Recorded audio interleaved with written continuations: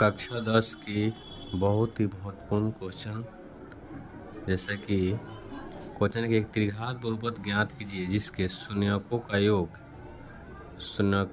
दो शून्यकों को एक साथ लेकर उनके गुणनफलों का योग तथा तीनों शून्यकों के गुणनफल क्रमशः 2, -7, -14 है। हमको त्रिघात बहुपद निकालना है। हम जानते हैं कि त्रिघात बहुपद का व्यापक रूप ax³ + bx² + cx + d होता है, जिसका शून्यक अल्फा, बीटा और गामा है। दिया गया है कि शून्यकों का योग अल्फा + बीटा + गामा का मान दिया है 2। अल्फा + बीटा + गामा का सूत्र होता है -b/a = 2। नीचे 1 लगा सकते हैं। उसके बाद दिया है कि दो शून्यकों को एक साथ लेकर गुणनफलों का योग यानी alpha × beta + beta × gamma + gamma × alpha = दिया हुआ है -7।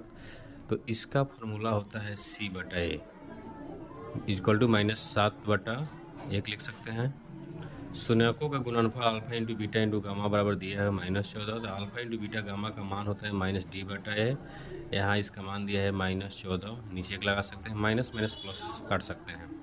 यहाँ a का मान 1 हुआ क्योंकि तीनों में a का जगह पर ये 1 है। b का मान -2, यहाँ